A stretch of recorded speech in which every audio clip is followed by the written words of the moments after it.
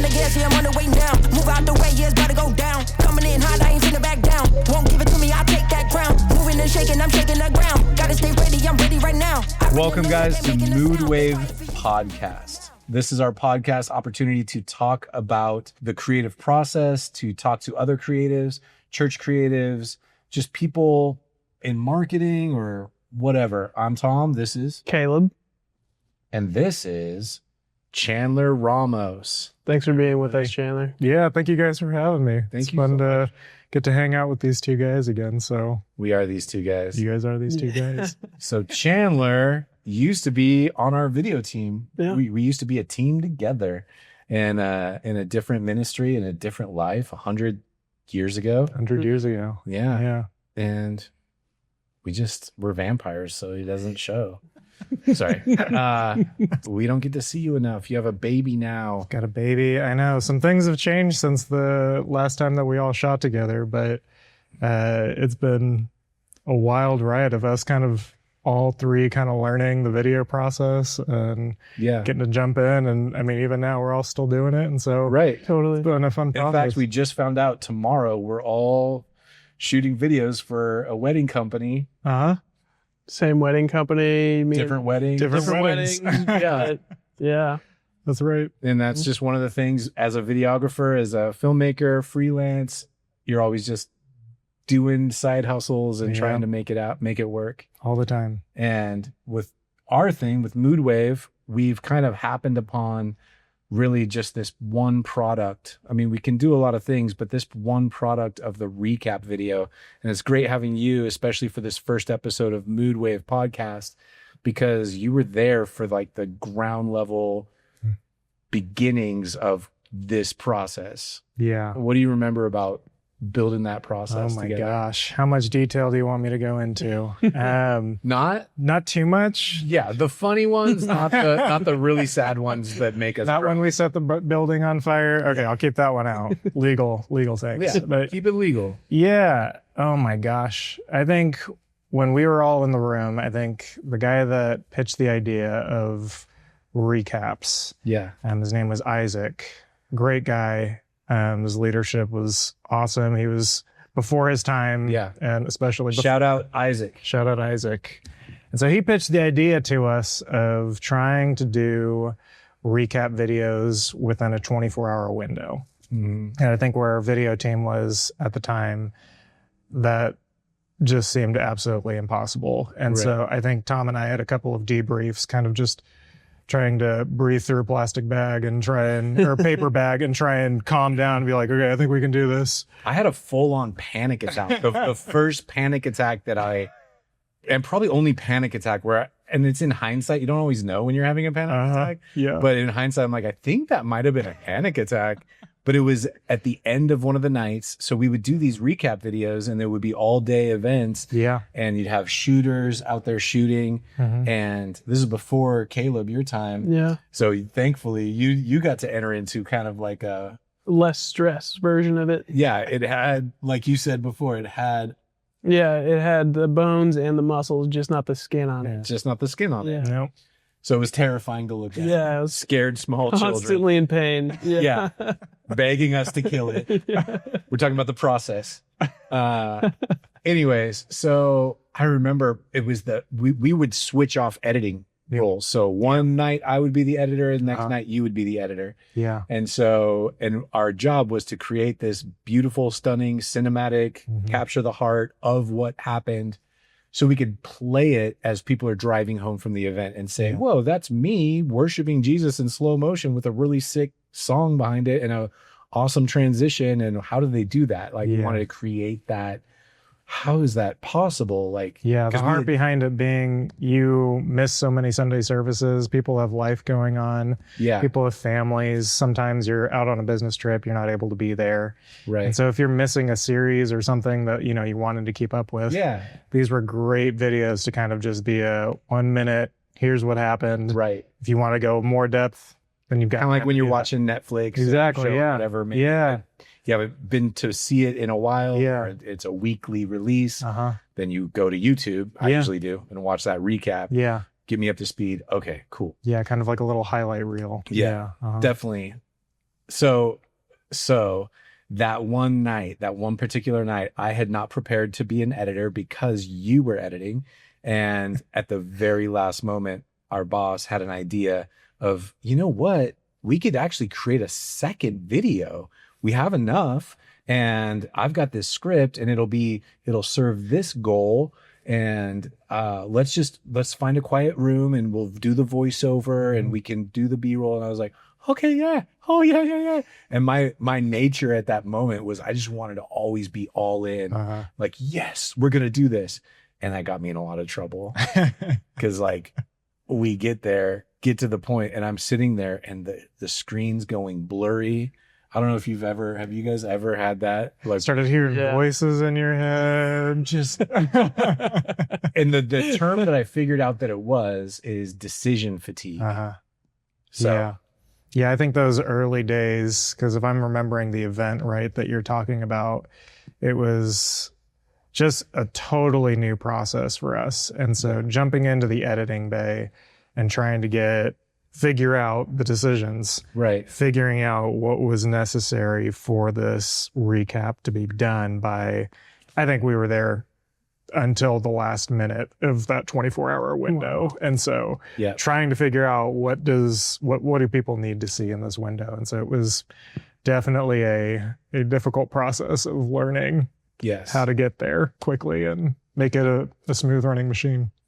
Yeah. Do you remember ever like when it clicked that I could do this, or this is awesome, or just any clicky moment? Yeah. I think that once Tom and I figured out a process of kind of delegating the tasks to each other, because I think there were multiple moments where we were both operating cameras and running around like crazy. And then at some point we would just one of us would go to the computer and start editing. And so it was like kind of chaotic.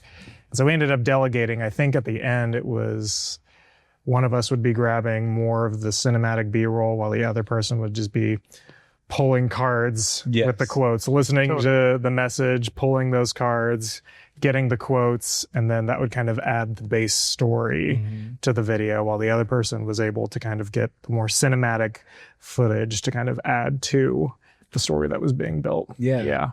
As you're talking, I'm realizing that probably coincides with you coming onto the team, because I think you were definitely here at the main campus doing an all-day conference. Yes, I think that was the following year. Okay. It was the same conference you guys cut your teeth on, but it was a much smoother than what you're describing right now. Yeah.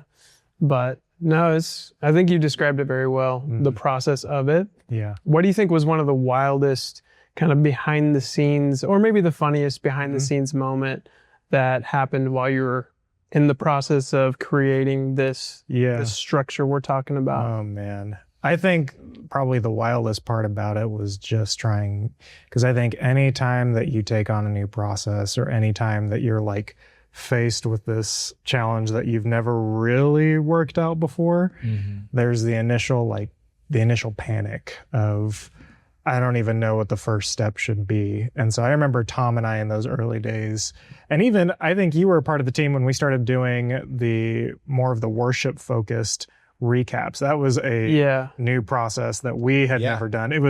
We had done the like quick turnaround recaps, but this was like we'd only ever done like the soundbite driven messages. Gotcha. Yeah, so having to turn music into a recap was a totally different beast that we hadn't even tackled before. And so I think that was probably the wildest part, was just learning how to take the steps and to create a structure that could be sustained over time. And so, I mean, I remember one of the funnier things that we did at the beginning was we did a lot of auto white balance. If you do any event, video, photography, I don't think we really realized how much trouble we got ourselves into with the coloring of it, We because created way more work. For oh my gosh, people were green aliens or pink, and it was oh my goodness. I remember us discussing for hours how we would get somebody's skin tone to actually be accurate and not some kind of monstrous color. So, note to self on this podcast: make Chandler turn green during this segment. You made me think of this, and this is totally a sidebar, and we might cut it out. But this mom, have you seen those videos of these kids that wake up from anesthesia? Oh, and they say weird things, or they're just kind of and so the camera's the phone camera is just on the kid, and it's like, hey honey, wake up, like how you doing? And he goes, you the Hulk? And she goes, what? And he's like, are you the Hulk?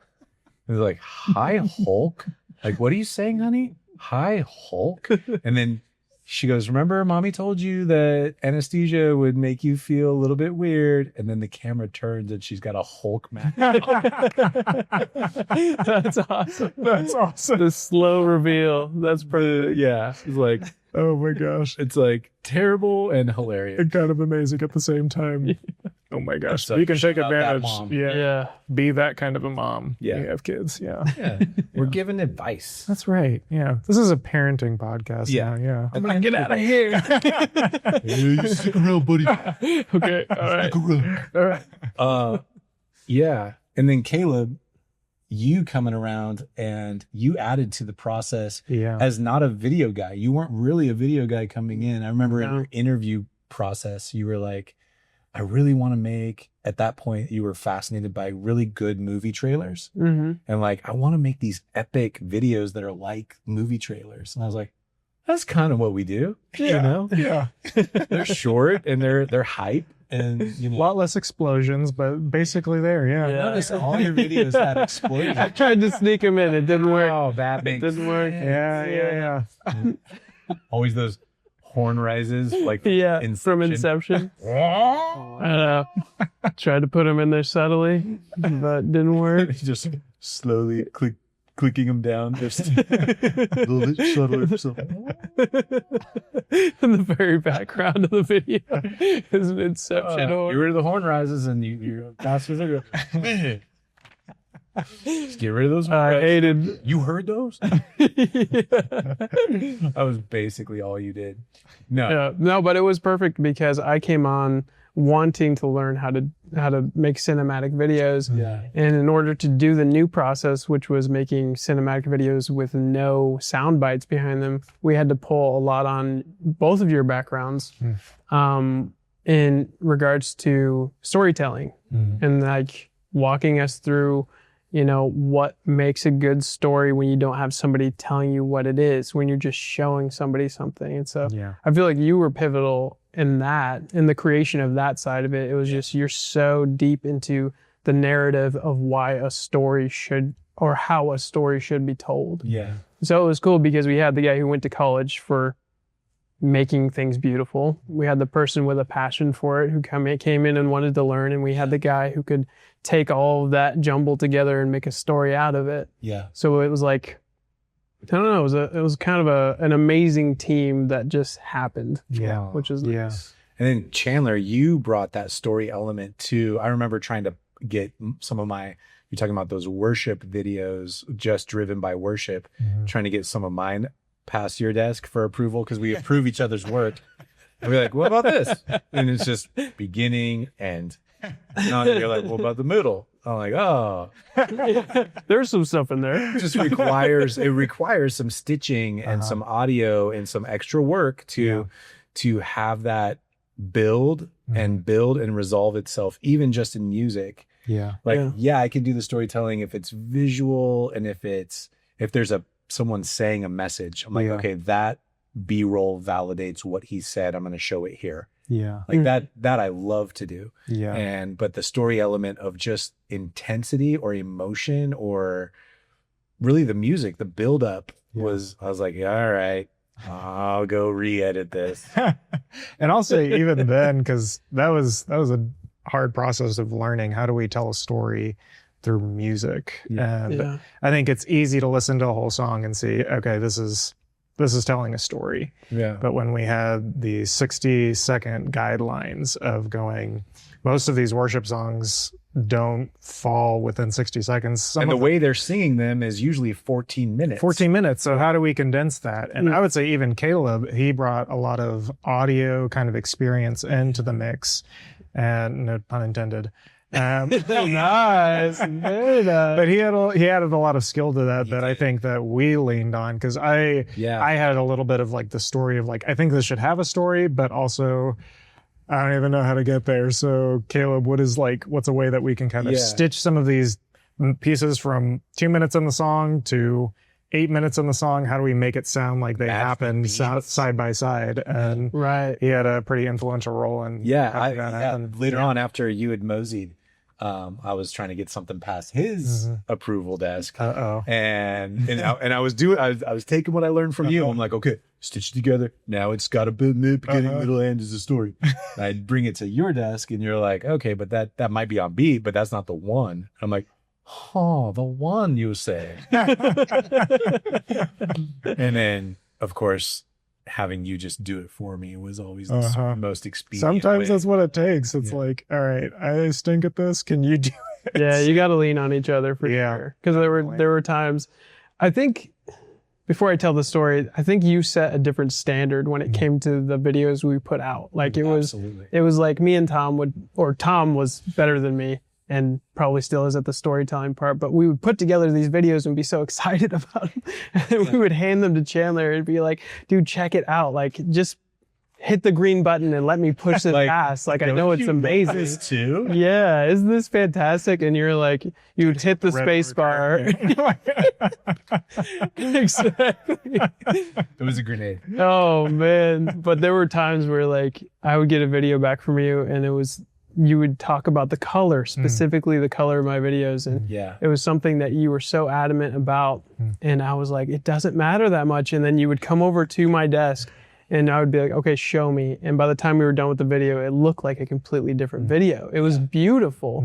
And you had an eye for how things were going to be viewed by the public, by people who didn't know, how much effort I had put into it, because that's how I'm viewing it. And so you really set the bar when it came to the content we pushed out, and like just took us to a different level. Yeah. And I remember that you were having meetings with Caleb and his color was getting better. And I'm like, why does Chandler have meetings with Dylan? Like, I did have those meetings. Tom? Yeah. Yeah, no doubt. Cool. Oh my gosh. But yeah. No, Tom, I think what Tom brought to the equation was, story, but he understood, I think, the heart behind what Isaac was trying to create. Totally. Where I think it's easy to get, for me, I would say I focus so much on the process and I get lost in the actual goal that's being met. Yeah. Tom really understands, and that's one of his strengths, is he really understands the direction that's being going, or where you're going, and he's able to add a lot of heart behind it, because you can get stuck in the nitty-gritty detail stuff, which is the stuff that I love. Yeah. But then when I'm like, wait, why am I doing this? Then Tom would come around and he's like, all right, this is where we're going. Let's get going. It's just video 1. It's only supposed to be beautiful. Yeah. Video 2, you still have more information in it. Exactly. Exactly. Yeah. Yeah. The Isaac Whisperer. Mm-hmm. Shout out Isaac again. Shout out Isaac. Come on, 2 shout outs. His ears are going to be burning. I know. Yeah. And I remember, just as we're talking about the process being created, I'm loving how this is going. We had this in the beginning of this, hey, let's talk about the process since you were there, but this is just fun. Yeah. But just remembering when I was back there editing. So I'm editing. When you're editing, it's chill because you're editing, but all the pressure's on you, especially at the very end. Oh my God. Everyone is done with their jobs and they're just in your room with you and they just want to watch you edit. And I'm pretty sure that room did not have air conditioning. Oh no. It was hot and sweaty. The room before that smelled like fish. That's right. And we demanded that we be moved. They were like, we got this whole beautiful area. It's all yours completely. And we're like, why is half of it a kitchen? Why? And a defunct kitchen that just began to smell. Yep. They're like, let's move. Anyways. I forgot about that. Yeah, it was like an old freezer. Yeah. And it definitely opening. I know. You demanded to be moved? Like you're like, we need to get out of here? Yeah. Was that We need a creative environment for our minds to actually function. The first video I created had fish. It was like just Googling like gifs of fish. And no, that's not true. But there were like smell lines. Yeah. That's not true. Okay, back to truth. The truth is, when I was back there editing, I just remember the breakthrough moment for me. I was feeling overwhelmed because when we first initially started this, our camera people were going out and just kind of told, hey, go get B-roll. And that's before I was in leadership or during my learning how to lead and then being like, hey, everybody else, you guys are more leaders than me, whatever kind of iteration of Tom you might have found yourself in. But during that time, there was a lot of shaky camera, a lot of not misunderstanding the settings, just people, volunteer army doing their best, but using cameras more like vacuum cleaners than cameras. So not knowing that a shot needs to be a shot, one shot, one subject. Yeah. One shot, one subject, well composed. One shot, one subject, well composed, well lit. Yeah. And, like factoring in all the details to get a good shot. Yeah. And so when it's a vacuum cleaner and that's your only job, hey, your job's easy. Just and you're trying to suck up every image you can from that venue. Yeah. And so we had progressed past that. We've got just the shots, but even at that moment, we were overshooting, meaning just there's no way to, it's in the name, overshooting. I mean, I'm going to define overshooting. Meaning you shoot over and above the prescribed amount of shooting. Anyway, so we were all still overshooting. And even me, I would overshoot, even though I knew it was bogging me down. As an editor, you got to look through. And that, again, that decision fatigue, you've got to make a choice. Totally. Whether to keep or scrap. And then you can't scrap this one because of this. You can't keep that one because of that, whatever. Yeah. So I was noticing, hey, what if rather than running me a card with 60 shots on it, you ran me a card with 15 to 20 shots on it? And Caleb's new, and he seems like a can-do guy. I don't think I'm going to offend him if I just ask him. And I'm like, Caleb, can you actually just bring me 15 to 20 shots? I don't care if you delete in camera, just hone it down to your best 15 to 20. Yeah. And then what surprised me the most, I don't know why, is because I was getting to know him. It's because I wouldn't have done it. I would have still panicked and still shot too much. He actually did it. Yeah. And he brought me, and I was like, wait, there's 16 shots on this. He's like, yeah, that's what you said, right? I'm like, yeah.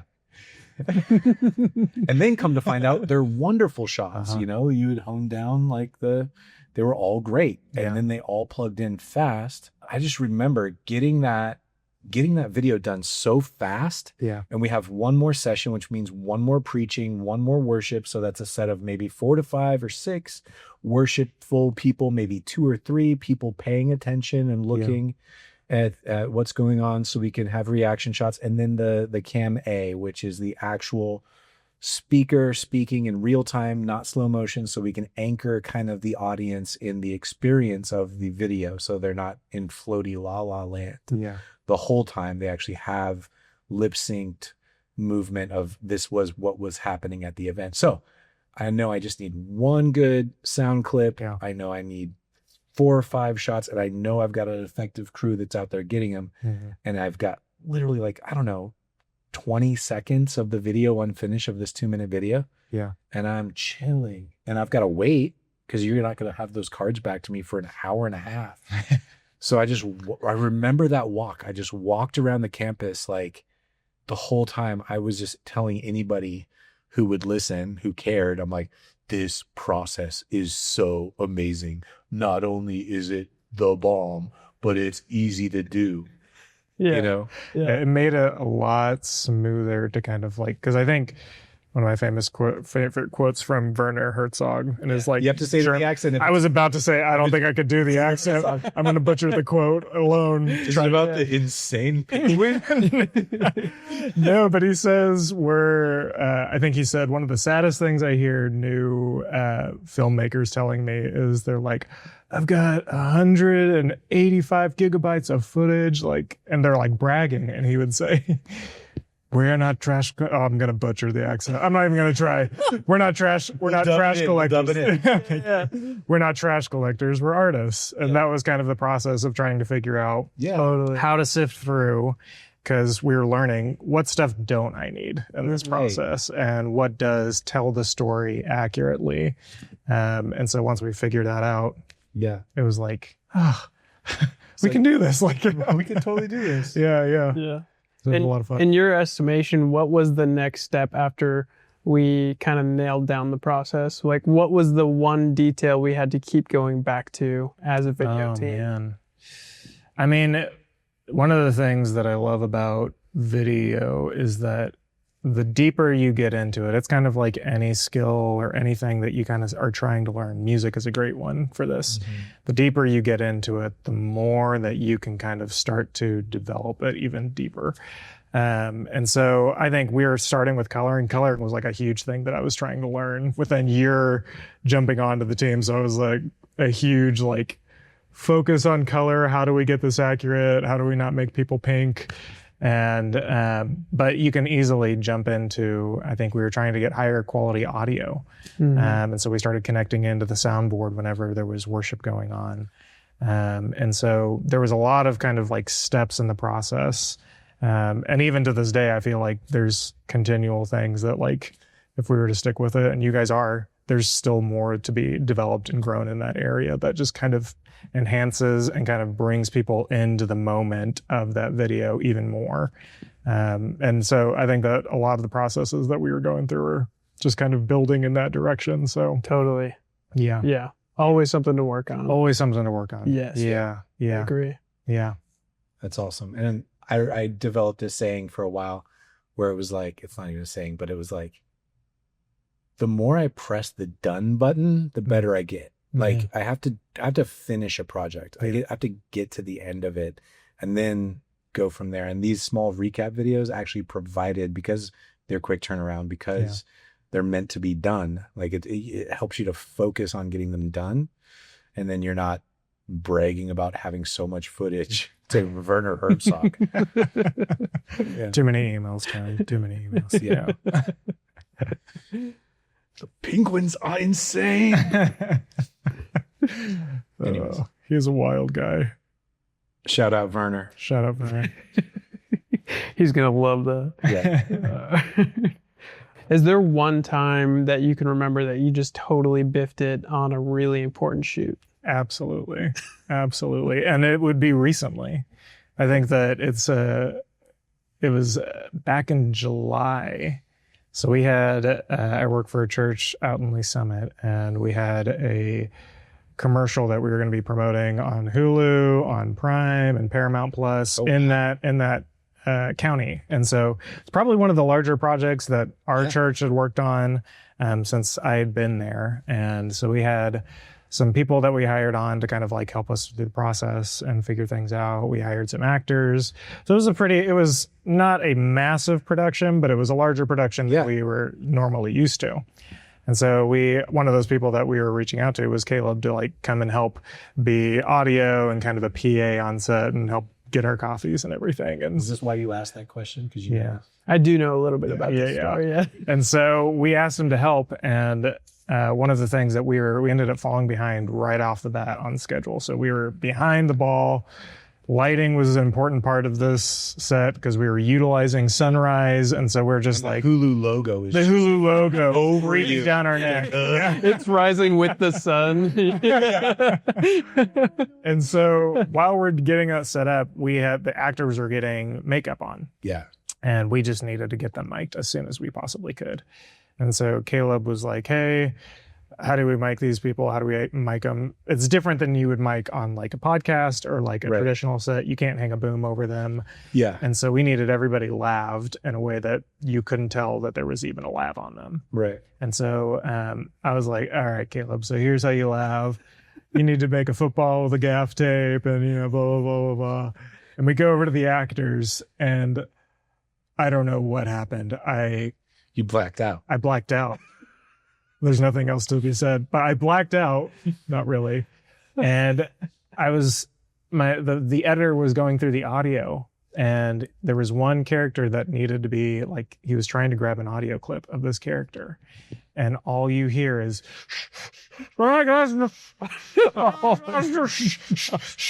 and I think, I'm like, wow, that's bad camera audio. And he goes, oh no, that's the lav. Do you know who laved them? And I roll back into my brain, and I remember I was just clipped it on, didn't do the football, anything that I had told him, it just completely went out. And I was like, that was definitely me. That was definitely my microphone. And so we had to scrap that audio and take the camera audio, and it was... Really? You took the camera audio? We actually, no, your boom ended up saving. The boom? Yep. Yes. Gosh, that's crazy. Yep. So there are those moments where it's like, I think I was the first AD and 24 things running through my mind, and then that was the one that just completely fell out of the bucket. And it's like, all right, well. Woo. And that could be like, I don't know. Those are the devastating mistakes. Like audio is always something I'm afraid to miss. Yeah. There's been, I think, 2 different occasions now where I've just completely missed audio on a shoot. Yeah. And the video's ruined. Like there's no video without the audio. Yeah. But I think those mistakes keep us humble. Keep you honest. humble. Yeah. And I think that's something that a lot of people, when you ask somebody to do a video for you, I think for us videographers, it's a simple thing to say, can you do a video? But then you factor in the lighting, you're trying to make sure that audio comes out well, trying to make sure your camera settings are dialed in. Because if you get any of those settings wrong, like you're saying, the whole video can kind of be compromised in that part of it. And so there's a lot of things you're kind of like trying to do. And sometimes they even lean on you to be kind of directors in that place. Yeah. And so you're having to do relationship with the talent that's on screen. Right. You're having to make sure that your technology is functioning the way it should be. You're having to think through the logistics of it. And that's something that I think a lot of people, when they ask for video, don't necessarily understand the entirety of what they're asking for. And so when you think about it, it's like, okay, I need to make sure that all of these things are running well. You've got to be kind of on your A game the whole time. So that's part of the fun of it. I think we all I was going to say, this is what we love. Like exactly. when you're called upon to direct a little bit. It's like, Definitely. I do have a direction for you. Or you've got that side in you and you like to exercise it a little bit. It's fun, but it's overwhelming if... And that's why a crew, sometimes when people are asking for things that they don't know what they're asking for, if it's like a large scale, I'm like, pause. I used to say this. I try to say these things that I think are funny, but they're a little bit jerky. So sorry. But it's like, I don't know if you've ever waited around to the very end of a movie, but they all have the same thing. It's like this black screen with all this list. That list is the people that it took to pull that off. Yeah. Like a whole department. So it's way condescending, way rude, way unnecessary, way over the top. That's so funny. I didn't know you did that. Yeah. Awesome. Okay. But it's like to help me too, like to realize, because you are like, even just taking photos. Yeah. Like if you biff, you've got to know the aperture and I remember doing family photos and I was like, yeah, I could totally do this. And I didn't have an ND filter. I'm like, it'll be okay. I'll just bump up aperture and everything's in focus. Yeah. And that's not pretty. Yeah. Especially for a family photo. Yeah. It just looks like I'm documenting from a CNN or it's got dirt on the lens now and everything. It's just so bad. Yeah, but it's one of the high risk, high reward kind of moments where you're understanding, if you're solo shooting, that it's leaning on you. Yeah. But then when you get into the editing bay and it's like, either this is good or bad. Yeah. You kind of have, I've had dozens of moments where it's like, I think we're going to have to reshoot this, or maybe we don't have reshooting as an option. It's like, you just got to kind of go to the client and be like, all right. Got any other ideas? Yeah, totally. Got any ideas? Do you have any ideas? It's humbling. Yeah. You come into each set in that humility of going, all right, I've got to remember these things, and you get better and more efficient. It's hopefully less pressuresome each time. But did that make you think of anything that you've maybe done? Oh, absolutely. So if you want to do any of that? Not really. I wanted to ask a quick follow-up question, which is what do you... Look, no. Hold up. Really? Yes. Okay. I'll share one story. I was shooting a wedding, I don't know, a couple months ago, and I labbed up the 2 people I thought were going to be speaking for the speeches. And then the 2 people spoke. And then the 3rd person got up, which was the mother of the groom. And she spoke without any microphone. And so it's just video of their mom speaking. Make the face you were making when that happened. I was Just make that face. I'm having a good time. I don't think I want to go to that dark place. But it was in Des Moines, and we live in Kansas City. And so it was, I went out there with my wife. We were going to have a great day the next day. We spent the night there, and we just drove home because I had to try to scrap something together. And so it was just nothing for 6 hours or 4 hours, whatever the drive was. So, it was a quiet car ride. Yeah. But my follow-up question was, what would be your advice to a creative who's just biffed it, like completely ruined a video? Yeah. How does that person pick themselves up and continue trying to pursue a video or photography or what have you? Yeah. Join the club is the first thing. I think every single one of us could. I mean, my story, your story, I'm sure that there's a whole list of other ones that we could tell. But even to your point, I think Tom's mantra for a while was fail fast. And so if you're willing to kind of go through the process of being patient with yourself and learning, then I think obviously the goals that you're trying to reach in video are endless. So if you can be patient with yourself in the process, try not to take on a project that may be multi-million-dollar, don't talk yourself up higher than you need to, but definitely challenge yourself and recognize that along those steps of getting better, it's going to require some moments of biffing it. Yeah. Totally. Yeah. It's part of the process. Part of the producer in me wants you to turn to a camera and say those same things, but like put the word guy in there. Hey guy. Hey guy. Yeah. Hey dude. Hey bro. Hey buddy. Buddy, you're not that bad. Hey pal. We've all been, dude. Get back on the horse. You're not bucked off. Come on, buddy. Cut to just me in a dark room rewatching it over and over. Trying to find the audio. Trying to get into the room. But the video doesn't have audio. Yeah. We totally missed the audio. You just hear Caleb dubbing over the mom. Hey, Oh no. buddy. Hey, buddy. Buddy. That's so perfect. I just want to say, like, because we're asking these dark questions of like something that went wrong, there are also just the phrase happy accidents and just things like this. We didn't prep you in front of this because these things happen a lot. So I'll just share mine because obviously I like to talk the most. That's why I'm in the center chair. Like, we have a guest on. It's more of an option, More of an option. It looks like I care. But it's important it looks like I care. Yeah, he's more of an audience. Yeah. So now that you're here, let me tell you some stories. But just in this process, because, and I've told this story before, but we have this, now we have this gift. Like I talked about being able to walk around the campus free from worry and concern, knowing full well that we were going to drop this baller video. Everyone was going to be happy. I was going to be happy. The team did great. I was able to just give kudos to everyone for helping build the process together live in real time. Shout out Keegbone. He got a lot of that great B-roll. It's the other member of the team. But just remembering how well the whole team did and how that was amazing and how it was easy. So now I've got this easy process that looks hard, meaning like it looks high dollar. It looks, it's just that production qualities there, or that production, what is it? Value. Thank you. Come on. Production values there. So I'm like, wow. And then things happen in our ministry. We start winding down some areas of ministry, including that church service that I typically would do just in my schedule week by week. And so I was like, I have a friend that lives in this rural community. I wonder if this would translate. And I love this guy. He pastored me in my 20s. So right there, like I owe him a debt. And like you guys have had to deal with me in my 30s and 40s, but boy.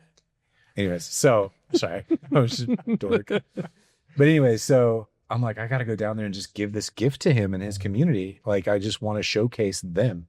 And that was kind of the origins of a lot of this, and just to test the process. Will this hold up if it's just folk and not some big reach or high production value, whatever show?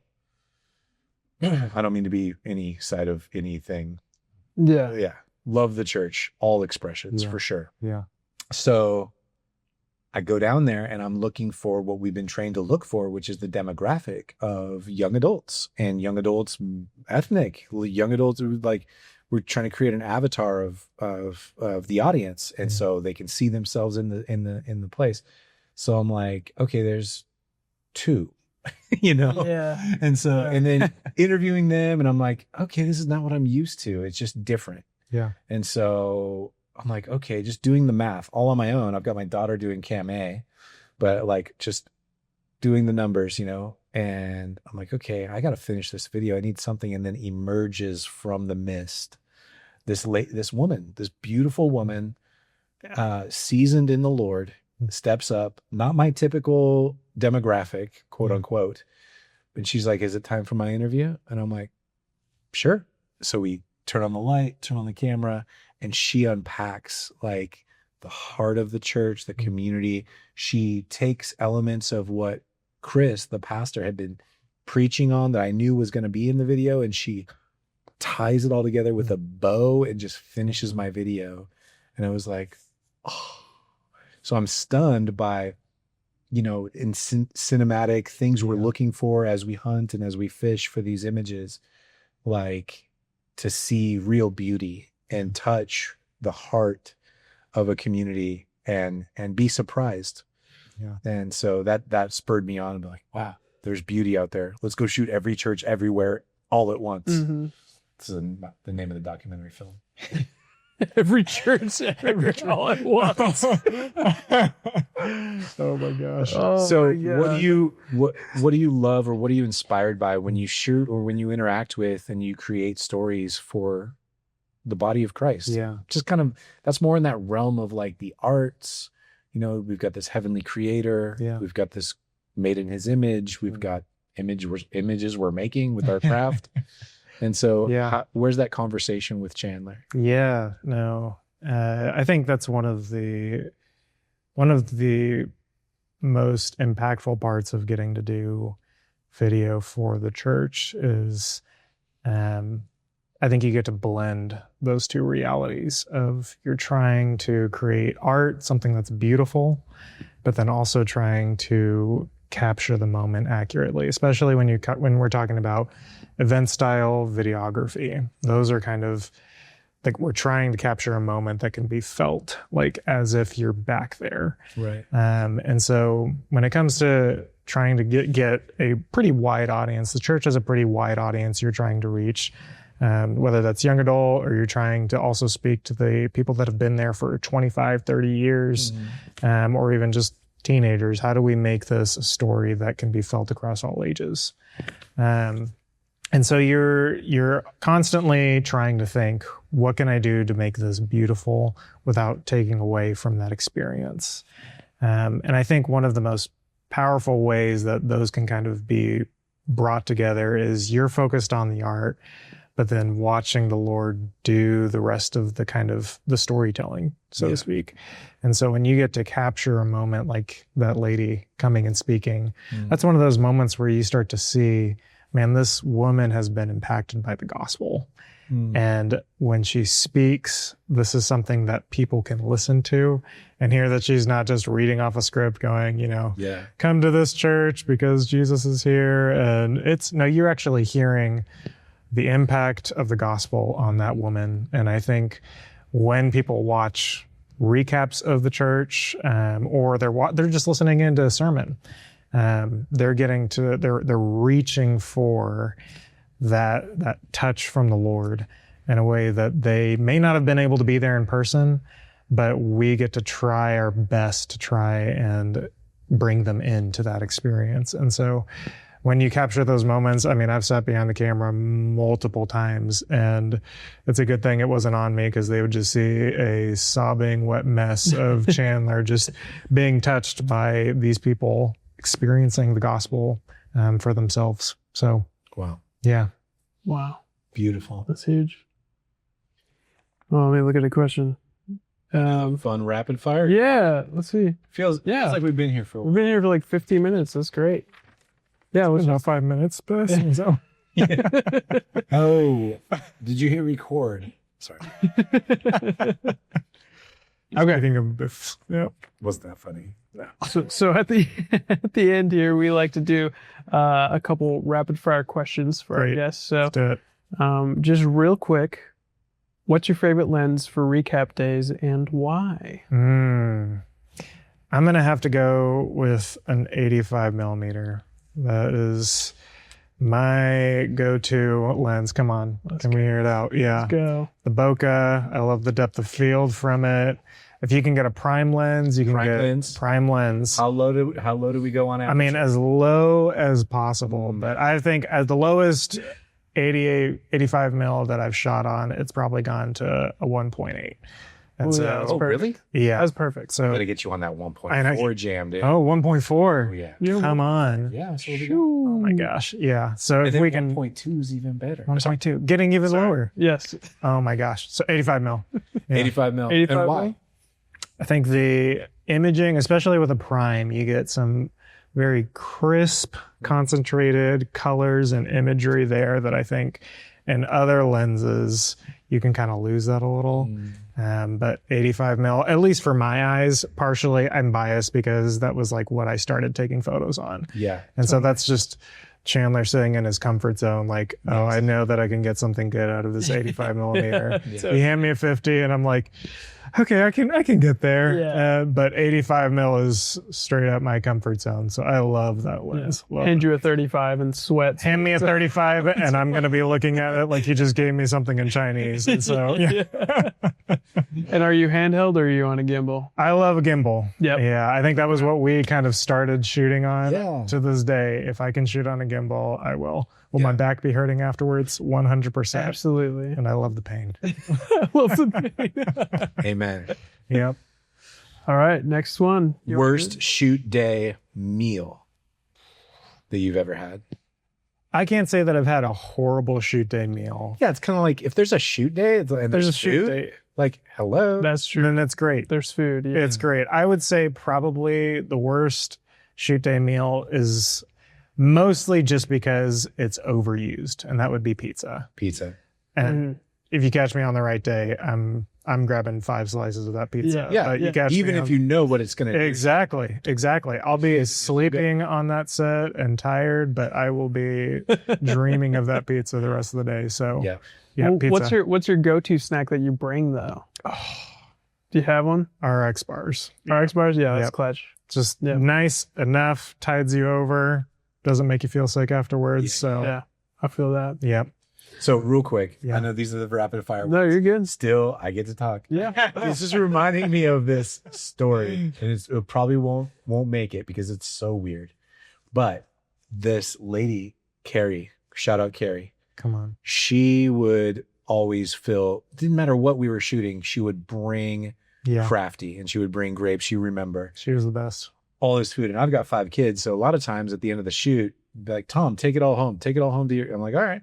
And this one time I was just buzzing. You know how when there's so much work to do and you're just vibrating, it's Yeah. like, okay, I just shot 3 videos. I've got this in my head. I got to get this one done. Just the editing, all this stuff. And I'm like vibrating. I'm the last one in the studio. I'm like, oh yeah, I'm supposed to bring some food. So I just grab a big bunch of grapes, and I walk out and I'm like, I kind of don't want these grapes. And then I just huck them onto the top of the building. So I'm like, what am I going to do with this? I don't even want to take them in my car. And I huck them all onto the top of the building. And I get in my car and I leave. The next morning, and I kid you not, a raven, not a crow, a giant raven, Not a crow. a giant raven. And I've heard these things are smart, like really smart. Yeah. It goes, I'm walking on the other side of that building, same roof, just on the other side. I'm walking into an office and I hear, and I look up and it's a raven perfectly holding a grape in its mouth, showing me, getting my attention to show me, and the sun is like blasting through it. Dude, what kind of sign do you think that was? That was a crafty story. Just be kind to birds. Was it good or bad? Oh, it was just Don't hate on That was the best crafty food that bird had ever had. He's on set every day now. Shout out to the raven out there. Shout out to the raven. Dude, what if I get this right? I feel like we're cheapening the shout outs. We're shouting out ravens. Shout out raven. What if I train a bunch of ravens to be my crew and put GoPros on them? I would be there every day. That's awesome. Oh, you got a drone? Watch this. Watch this. It flies the wrong direction. Oh, you still use drones? Which is funny you bring up. It's crappy footage. I was just listening to a podcast about the season 6 of The Chosen wrapping up, and they used a crow. Oh, it's funny wow. he said they were smart because he said they spent an entire day trying to get one shot Oh, No wow. way. of him because they ended up having to do a blue screen. They had him on set. He wouldn't listen. Oh, wow. It's like, See, they're too smart. They don't take yeah, direction. they're like, we're not doing they this. run into it We're like not that. doing this. I'm not going to be your drone. If I Yeah. just hang out, you'll give me more food. Yeah, my cousin got a grape for free. Yeah. I'm not doing this. Yeah, shout out that guy. Now the crows, the ravens are shouting out. Yeah, the raven shot. Why did I say that? All right, sorry. You go. Okay. What's the most clutch save you've ever pulled off in post? Oh, having a cut line up with the beat in a way that it matched with the movement of the actor along with the flow of the cuts. It was that's completely, I was running tight on time. I don't even think I like watched it before. I was like, all right, here you go. Yeah. And I looked back on it and I was like, perfect. that was totally intentional. Yeah. Yep. That was one of them. That's awesome. Yeah. If you could shoot one event anywhere in the world, what would it be? One event. Oh, What are world events? what are world events? It's like the World Cup, Okay. like Yeah. the tennis one. Yeah, You there's got the golf one. got the golf, The golf. frisbee one. There's some you know? football stuff. Ravens? There's might be some ravens. Can you see it? Ravens in the football I'm going stuff. to take yeah. MoodWave in a totally different direction. I feel like we're gonna fall apart after this. You're just going to see parallaxing around a raven, lighting it, like with that black. Sorry. Yeah. No, you're good. You're good. Okay, Let's see so here. There are a lot of events that are going on in the world. So let me think. Have you guys heard? I think Tom, I've talked to you about this one. Probably. In Florence, Italy, there's a sport. I'm gonna butcher the name, but it's called Calcio Sportico, and it is a sport that's been going on for hundreds of years.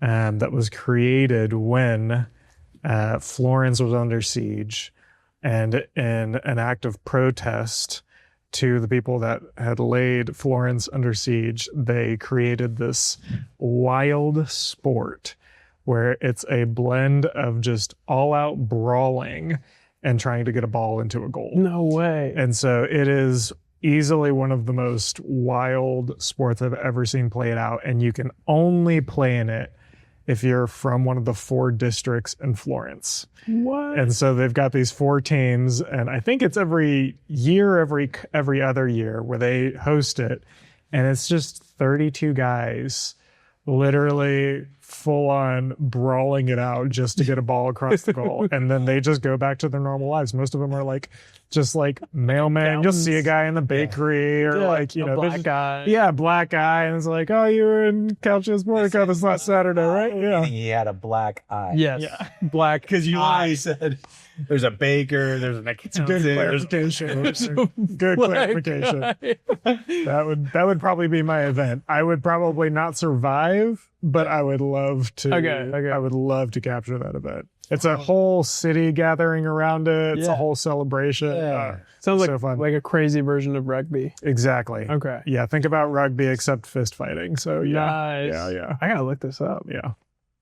All right. Ooh, I like this next one. So I think I know the answer. Okay, just change that name to mine and you can ask me. Okay. Who's the messiest shooter? Me, you, or Tom? Oh man. Do we want to be friends by the end of this? You can only throw one of us underneath it. And it has to be the messiest shooter. Oh my gosh. Just do it, man. It would depend on the day It sometimes. does depend on the day. I would say that definitely you can have some rough days, but if I were to say somebody, it'd probably be Tom. Yeah. Yep. I think that's fair. Yep. Yeah. But Tom's also the most creative shooter. Absolutely. So we he will lose give out. you I the like best the mess. story out of the mess. Yeah. Yes. I'll tell you. I'll explain why the mess. But this is I would say with that though, Tom is one of those people that if you look at his process, you would say like you wouldn't be able to understand it. Yeah. But that's part of what is like the creativity of Tom is that he's got this creative thing going on that is the Tom language that when it comes out, it's like, oh yeah, this is good. I would have never been able to say that point A was where it would have landed, but when it got to point C, it's like, oh yeah, this guy was thinking of something. That's way too kind. That's more the truth. like 10%. I got 90 whiffs and then 10 real long. 10 homers, though. 10 homers, bro. I'll point to them all day. Yeah, absolutely. Whereas my process, you can see at point A if point C is going to be bad. You're like, oh yeah, dude, what are you doing? I'm like, no, believe me, I think it's gonna be good. And Tom's over here like, I'm just scratching, man, scratching. Oh, God. Tom's got that belief, dude. Like Tom believes in what he does. Whereas if I shoot something and I am not sold on it, then my plan C is already garbage in my mind, and so I can't convince anybody of it. But Tom, like, once it gets a hold of a vision, just understands how to get there. Yeah. Yeah. That's made it fun, like working with you guys. Like you'll show me a project, like there's nothing I can do. I'm like, change this and this. Yes. Yeah. Yeah. Start with that and end with that. Yeah. And then you're like, whoa, you think that works? Like it's been super fun to just discover that along with you guys. Definitely. And be like, maybe I should do this. Maybe I do have some good stuff in this. Yeah. Yeah. Yeah. So I'll receive those good things just as long as people know there's 90% of failure in the midst of that thing. You're hitting the done button a lot, though. Yeah. That's right. That's right. Mash that done. Yeah. All right. One. Oof, this is tough. I don't like this one. It's kind of beady uppy. Yeah. One thing that's overused in church videos. That's a hard one because I think that art is subjective. Yeah. And so it's one of those things that it's hard to kind of look at all videos. There's definitely experience that can kind of play into if a video hits the marks of being a quality video and communicates a clear message. But there are so many ways that art is able to be kind of interpreted and even told and created in a way that it's hard to say that there would maybe be something that would be overused. So that's my answer. That's a good answer. Not answer. That's a really good answer.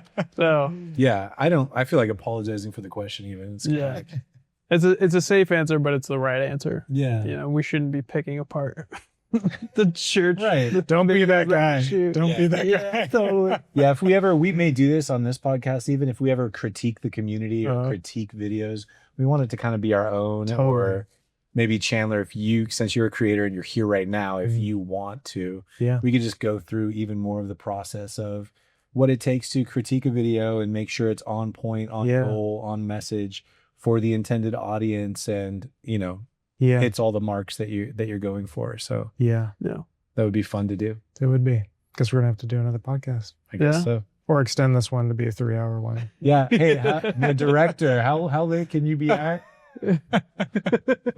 We're getting the red light. Thank you guys. Thank you to the crew. Come on. Shout out to the crew. Shout out to the crew and the crows. The crows. Shout out Sam and Emmy. Yep. Thank you guys. Yeah. So thank you so much. Thank you for sitting down with us. It's always good to see you. Yeah. We love each other. Love you, That's not apparent, but we love you so much. We talk about you. We were like, should we invite like you are such a part of what MoodWave is, but it's like we got nothing. Like, well, invite him to what? Like, let's make money first.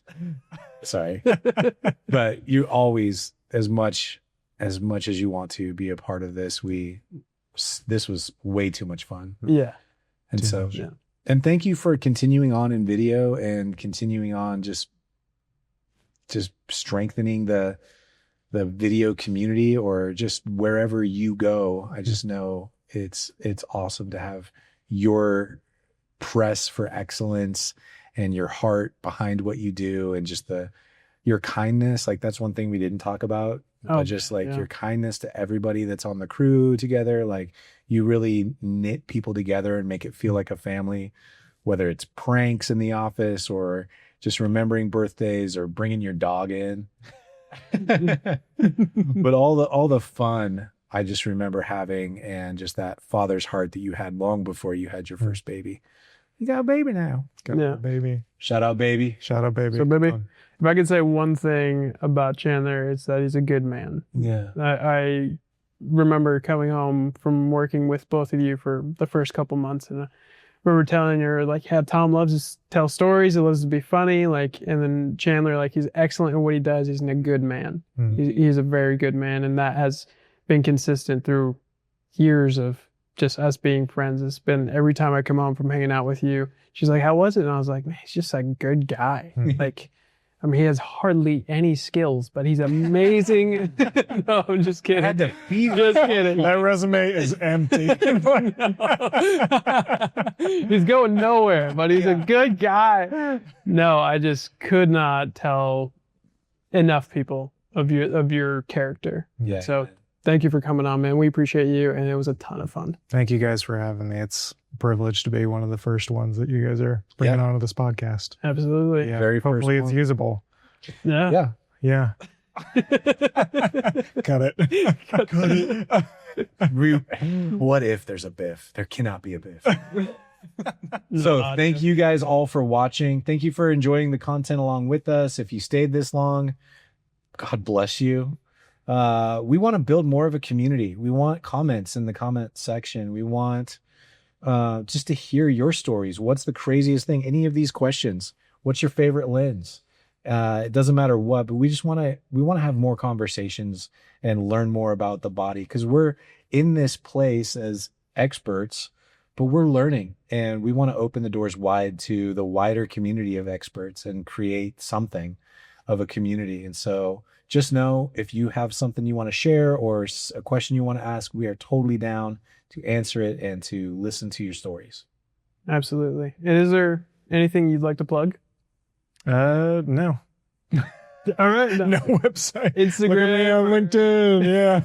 LinkedIn. We'll put it in the description. There you go. Yeah. If you guys want to get in contact with Chandler, it'll be in the description. So. Perfect.